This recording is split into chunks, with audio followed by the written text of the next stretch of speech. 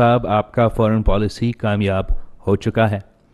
आपने इस कॉन्फ्रेंस से एक तीर से एक दो शिकार किए हैं।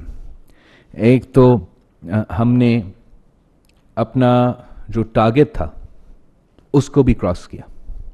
हमने दुनिया को कहा है कि 50% डैमेजेस का जो बिल है वो पाकिस्तान उठाएगा, और हमारा रिक्वेस्ट था, आस्क था कि 50% दुनिया हमें मदद करे, चाहे वो बायलैटरल सपोर्ट के थ्रू हो, इंटरनेशनल फाइनेंशियल इंस्टीट्यूशंस के थ्रू हो, लोन्स के थ्रू हो, ताकि हम ये फाइनेंशियल जो बहरान है वो पूरा कर सकें। $16 बिलियन इज़ नो जोक। जब दुनिया कोविड की वजह से मुआशी बहरान में है, ऊपर से रूस यूक्रेन की जंग ने मुआशी बहरान भी पैदा किया, और पूरा वेस्टर्न ममालिक के जो ह्यूमैनिटेरियन असिस्टेंस हैं, बाकी असिस्टेंस है, वो काफ़ी हद तक उसी कॉज की तरफ जा रहे हैं।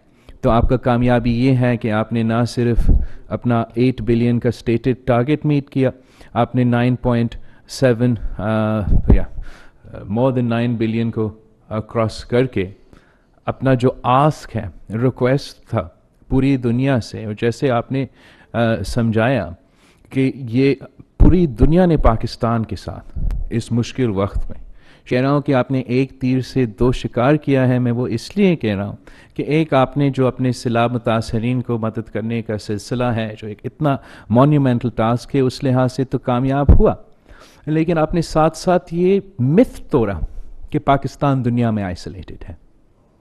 आपने पाकिस्तान के अंदर में जो डॉक्टर्स हैं और दुनिया भर में जो पाकिस्तान के मुखालिफिन हैं, पाकिस्तान के लिए अच्छे नहीं सोचते हैं, अच्छे नहीं चाहते हैं, आपने उनको मुंह तोड़ जवाब दिया।